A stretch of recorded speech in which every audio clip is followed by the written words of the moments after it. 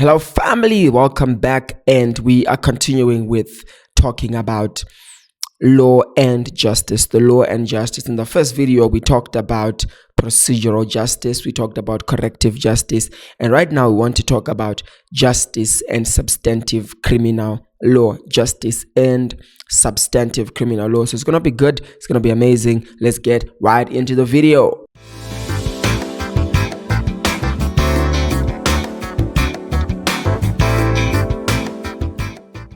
Welcome back.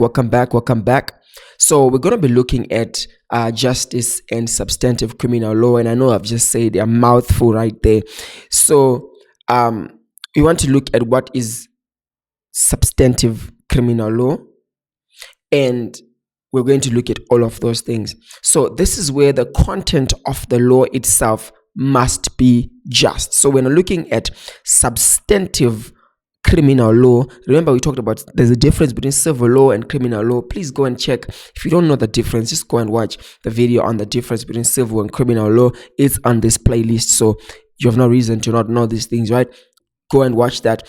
But however, when we're looking at criminal law, we're talking about crimes, right? Things like stealing, like murder, like things like that, So when we're looking at substantive law, remember we talked about procedural law, right? This is the procedures we have to follow for someone to be put in prison. We just don't throw them in prison the moment we catch them committing a crime. We have to take them through a process of the court where they have to stand before the court and evidence is laid and things like that. That's the procedure. And there are rules, there are laws that govern the procedure that tells us what procedure we're supposed to follow. However, we also have what is called substantive law. Substantive law, it is the content of the law itself. It is the law that tells us what is crime, what is not crime, what is a civil wrong, what is not a civil wrong. But in this case, we're talking about criminal law. So it tells us what is a crime, and it tells us what are the things that the elements of the crime, right? What constitutes, what makes up a particular crime? What the difference between robbery and theft? There's a difference. So it explains what is robbery, what is theft, and it also tells us the sentencing of if a person steals this much, what is the maximum sentence that they can be given for whatever offense. So that is basically what substantive law is, and substantive criminal law is these laws when it is zeroing in and focusing on just crimes. So when you're looking at justice and substantive criminal law, we are saying the content of the law itself, the laws, the substantive law, criminal law, it must be just. You must not say things like, the law must not say things like, if someone steals, then if they are connected to the politician or to the people in office, then they should be let go, right? That's not substantive fairness. It means the law itself, forget the procedure for now. The laws itself, the substantive law, the laws that say this is crime, this is not crime, the laws themselves are not just. So when we're looking at substantive law, we are saying that the content of the law must be just. So the principle of proportionality generally governs the sentencing practice of judges and magistrates. So it has to be proportional when we sentence. You cannot sentence someone to 10 years in prison for stealing a sandwich, right? It's not proportional. So there are sentencing guidelines, like we talked in the first video, that helps the judges and the magistrates to give more proportional sentences. So the more serious the offense, the harsher the sanction, or the harsher the punishment that will be imposed.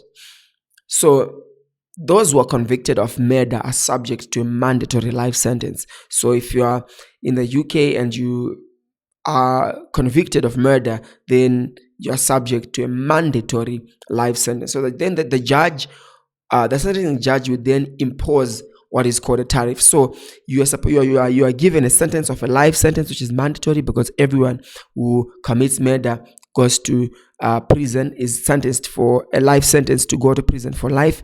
But as you know, not everyone who murders anyone will die in prison. Some of them are released, and I'm going to explain to you how that release happens. So they are what are called tariffs, right? So the sentencing judge will impose a tariff.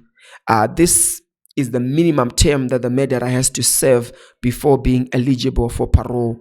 So what is parole? Parole is the release of a prisoner from prison before the end of their sentence, subject to certain conditions and supervisions, right? So, for example, a person can be sentenced to life imprisonment, right? And then the judge will impose what is called a tariff. So the tariff is saying you will not be released, um, you will not be eligible for parole until you have served for 20 years in prison. So parole is when a prisoner is released from prison before the end of their sentence. So that is then decided by a committee that sits down and say, no, I think let's release this person. So not everyone is going to be released on parole, but some people are going to be released. And so the sentencing judge, when he is sentencing a convicted person, for example, for murder or whatever crime, they can say, you are sentencing you for life to spend the rest of your life in prison, but you can be eligible for parole after 20 years. So after 20 years, the committee that is dealing with the parole it's not a guarantee, can say, no, this person is now eligible for parole. Let's release them, and let's release them under conditions. They can give them an ankle bracelet. They can tell for some time to make sure that they are not committing crimes. They can say you should be at home by 6, you should have a job, you should do this and that. So that is what parole is all about. So many agree that imposing a life sentence on a killer is just, right? Public opinion polls regularly show strong support for the return of the death penalty to provide a degree of retributive justice, to make sure that the person is punished, so that the people who had their loved one murdered or killed, for example, feel some level of closure or feel like justice has been done. So some murderers are viewed as worse than others, right? So the setting of a tariff does not allow for proportionality, right? So tariffs system are often fixed to minimum terms. For example, 12 years for murder, and so it may lead to harsh decisions. So there are some murderers who are viewed as less worse than others. I know. How can I say that? But you're going to see as we go, as we do some more case law on this, you realize that some murderers are not that bad, are not as bad as you think. And we're going to look at that, and you're going to see it. So because the tariffs, for example, for someone who murders someone, they can be made by law to say the minimum tariff you can give a person who commits murder is 12 years. So even if they're good people, even if the murder happened under special circumstances, which I'm going to explain to you, the tariff will still say they have to serve mandatory 12 years before they can be eligible for parole, I mean. So I'm going to give you a very interesting case of R versus Coker that happened in 1989. So the defendant, the person who was now charged with murder, was suffocated his wife at an instant. So the wife said, please suffocate me with a pillow. She had been terminally ill and was in much pain.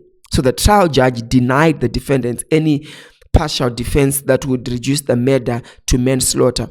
So there's a difference which we will look at when we do criminal law, that murder and manslaughter are not the same thing, but we'll look at it later on. But here is a case, like I was telling you, of a man who is seeing his wife who is sick and is terminally ill and is in excruciating pain, and then the wife is like, my husband, just suffocate me, just kill me, take me out of this pain. And then this husband, out of love for his wife, I don't know how you take it, do you think it's love? But the husband decides to take the wife out of the misery. I wouldn't do it, but I understand why the husband did it, right? It's not because he's a murderer and he wanted to kill the wife, but he felt that he was helping the wife, and then so he suffocated the wife, and the wife died, and so he was charged with murder because the law says you cannot do that. You cannot do that. That's murder. And so the trial judge denied the defendant any partial defense, right, to reduce the crime to a different crime that is not murder, which is called manslaughter. So here, a life sentence might seem disproportionate, right? Even when you're thinking about it, it just sounds, it doesn't feel fair, right? That you get to put this man behind bars for life for only trying to help his wife, this husband. You cannot put him behind bars for life just for only trying to help his wife. We can argue about whether it was right or wrong.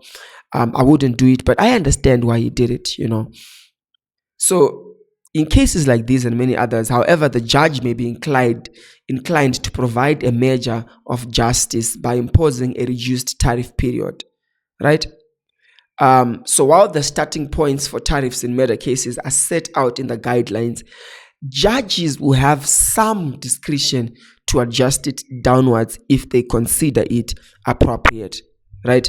This was shown in a case of R versus English in 2010. So remember we talked about the sentencing guidelines. They are guidelines, right? They might not, they are not definite rules that we are supposed to follow, that the judges are supposed to follow, but they are guidelines. They should guide the judges to say, if it is murder, man, you better give them at least 12 years before they are eligible for parole. But sometimes, because these are guidelines, they're just there to guide, a judge will use his own discretion to say, I think this person does not really deserve this, so let's give them a reduced tariff. And we saw this in the case of R versus English. The defendant killed their son because she believed he was acting in his best interest, and he did not want him to suffer any further, just like the case we just talked about. She was found guilty of murder. The trial judge imposed a 9-year tariff, which was then reduced on appeal to 5 years. So the tariff, the first judge gave a 9-year tariff, and then they took the case to a higher court, and for an appeal to say, hey, you should look at the decision that the lower court gave. Can you hear this case again and maybe give us a better decision? And then the higher court actually reduced it to 5 years. So cases such as this show that perhaps justice is better served by allowing judges and magistrates to pass the sentence they feel to be the most appropriate, rather than to have a mandatory fixed sentence, right? But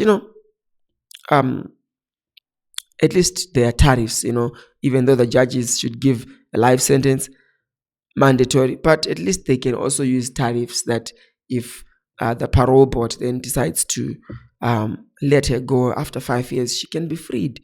But perhaps it is making more sense to say from the get-go, let the judges in some cases just make the decision from the get-go to just give them 5 years in prison only, and not have to then look forward to being selected by the parole board and things like that. Let's look at contract law, the formation of contract. Right, so for us to say a contract has been formed, right, there must be an offer, and that offer must be accepted, right? So if I come to you and I say, I'm selling you my car, you pay me $1,000 every month for 5 months, so that because my car is going for $5,000, I give you that offer. You should accept that offer.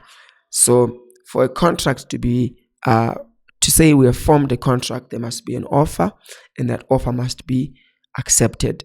So in Revel Independent versus Anotech Limited in 2016, the court had to consider if a contract had come into existence between commercial parties when this is parties, parties, parties, when they were apparently still in negotiation, right? So they had to consider whether a contract had been concluded or come into existence when they were still apparently negotiating the terms of the contract. So in examining the rules of offer and acceptance by conduct, the court was keen to preserve certainty and give due attention to what is considered to be the reasonable expectations of honest, sensible business people. This was stressed in order to achieve justice in these business situations. So there's what is called offer and acceptance by conduct, right? So if I offer you and I say, Ishman, I'm selling you my car, it's $1,000 a month for 5 months because the total price is 5,000, but you can pay me in installments, right? And then you don't tell me yes, right? But you send someone to my house to collect the car, and you give me, and you send them with $1,000. Your very conduct says that you have accepted my offer, right? So in this case, that is what was being talked about, and the judges in the court was looking at what is considered to be reasonable expectations of honest and sensible business people, right? And they were keen to preserve certainty, right? And to make sure that people know when they enter into contracts. So this is important, and this was stressed in order to achieve justice in these business situations. Now, we want to look at what are called exclusion clauses, right? Limiting liability. This is an interesting section that we are doing now. So parties to a contract may try to limit their liability by using exclusion clauses. So a clause is just a part or a section of the contract, right? So parties to a contract might try to limit their liability by using exclusion clauses. So an exclusion clause would be like, for example, if I sell you my car, right, I can say I can include a clause or a section in the contract of sale that says, I am selling you my car as it is. If you then find any fault with the car, this is a second-hand car, it's not my problem. You cannot come back to me. So that's an exclusion clause, right? It's limiting liability on you. It means that if I then find anything, I can't come back and say, your car did not have a tail light, it was broken or something like that. I can't come. That's an exclusion clause. So, however, the courts carefully examine these clauses to prevent unfair advantage, especially when there is a significant power imbalance, right? So if there are two parties that are entering into a contract, sometimes a party that has more power can make exclusion clauses that are unfair. And so the courts will usually pay attention to those things and say, we need to see if this exclusion clause was fair to begin with. Right. So there are two key laws that regulate exclusion clauses. The Unfair Contract Terms Act of 1977.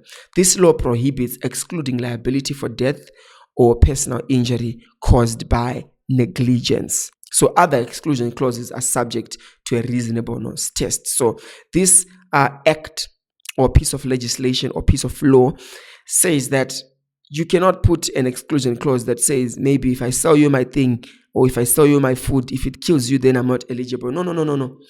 You have to make that cannot be a clause, because it then encourages people to not be diligent. They can sell you even something harmful because they said, if it makes you sick, it's not our fault, right? No, people should be accountable. So those exclusionary clauses, such exclusionary clauses, when it have to do with death or personal injury, the injury of a person, then we cannot have that exclusionary clause. Some exclusionary clause, the courts will test them according to reasonableness test.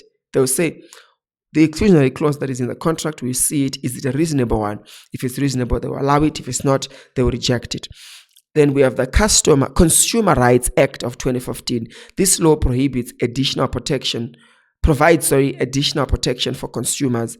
It outlines their rights and remedies in transactions. So consumers, you cannot have an exclusionary clause. Maybe you are selling milk and say, if you realize that my milk is expired after you've already bought it, you cannot bring it back. No, that's not a fair exclusionary clause, right?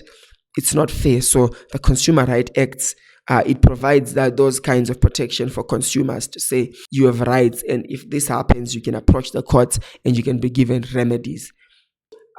These laws aim to protect weaker parties and promote fairness in contractual agreements, right, in contracts, basically. So exclusion clauses, they are contractual terms that aim to limit or exclude one party's liability for losses or damages suffered by the other party. These clauses can be found in contracts, they're often found in fine print. So they are smart, these people. They'll write it at the bottom in very small fine print, and they're used to shift risk from one party to the other, as I have already explained. Then there are what are called penalty clauses, right? So, for example, a penalty clause can be, you can write in your contract that you're supposed to deliver my machines that I've paid for in the next 7 business days. If you do not deliver them, you will pay me $1,000, right? That's a penalty clause, right? So the justice of penalty clauses depends on the view of how far a person can force someone else to comply with what they've promised, right? What do we view? How far do we think a person should be able to force someone to do what they have agreed? That's how we can assess whether a penalty clause is just or not. So in European international law, courts can modify excessive penalties in contract terms. However, under common law, penalty clauses are typically considered either valid or invalid. So under common law, your penalty clause will be valid or not valid. But in European international law, courts can say, oh, this penalty clause is too much. They can reduce it. They don't necessarily have to say it's valid or invalid. They can vary it. They can edit it or modify it, right? So yeah. So let's look at a case. The Supreme Court's decision in the Cavendish Square Holdings BV versus Talal L. Makdessi in 2015, and the case of Parking I Limited versus Beavis in 2015 as well.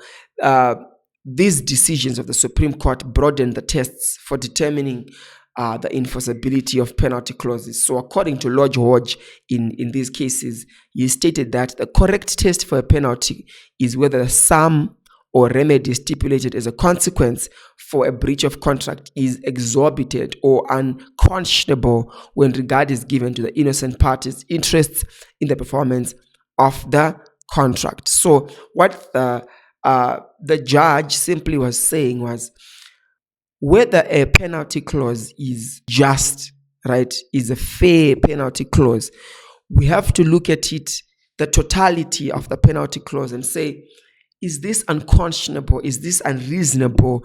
Is it exorbitant? It means is it too much? Right? Is it unreasonable? Is it too much? So when you regard the innocent party's interest, right? When you compare it with how much damage was done to the innocent party, is this penalty extra? Is it too much? Is it unreasonable? If it is unreasonable, then the penalty clause will have to be valid or will be considered invalid. But if it's reasonable, then the penalty clause has to be accepted, right? So this ruling suggests a nuanced approach, which means a detailed approach to evaluating penalty clauses, considering the interests of the parties involved. So this suggests an idea of justice being applied. So by doing this, it shows that we want justice to be done and we are trying to apply justice. Now, sometimes Parliament intervenes to amend the law where the judiciary cannot. So the judiciary, they're responsible for interpreting and applying the law. Sometimes they sort of make the law, but their main function is not to make the law. That main function is reserved for the Parliament. So where the judiciary cannot change the law in any way, the Parliament will come in and they will change the law in order for it to be just. So in the past, a person could not sue unless they were a party to the contract, right? But in Jackson Horizon Holidays in 1975, the claimant succeeded in seeking damages for himself and members of his family after a package holiday that failed to match the description. So, although he was the only one and not his family's members who had a contract with Jackson Horizon Holidays, right?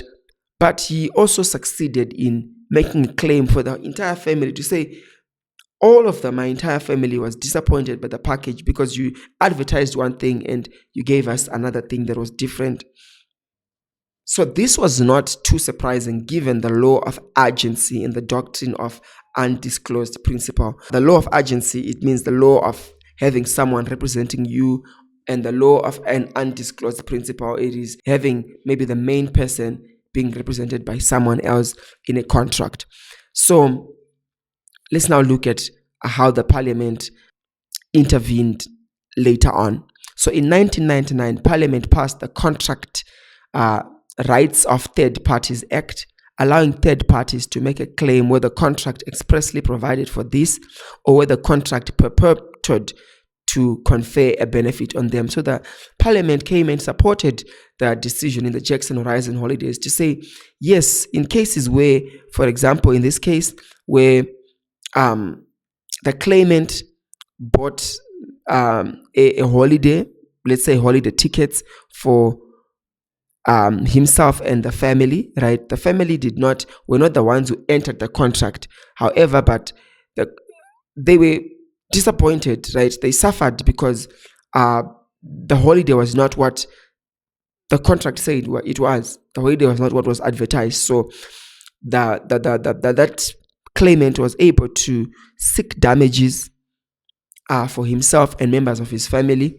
because of the law of urgency. And then the courts also agreed and said, yes, these people suffered, although they did not enter the contract with Horizon Holidays, but they entered that contract through the claimant, through the man who bought the holiday for them. And this is basically what the Parliament was saying, that if there is a contract where in that contract there is a term that says a third party who is affected by the contract is able to make a claim, or a third party whom the contract said would benefit from that contract. Like in this case, when you buy tickets for someone else, you say that contract of buying tickets, that agreement, right, is saying it is benefiting that other person.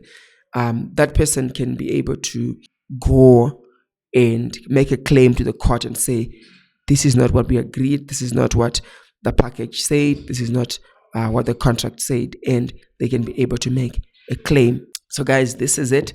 I'm glad this video was not it was a bit longish than I would have desired, but congratulations for getting here. Again, like I always say, if this is adding any value to you, please share, click that subscribe button, tell your friends, tell everyone. And if you also want to be part of our online school, we have an amazing online school. Myself and a team of lawyers are there to help you with A-level law and many other subjects to complement A-level law. We have IGCSE classes, A-level classes. So if you want to be part of our online school, check the details in the description of this channel and the description of this video. Until next time, peace.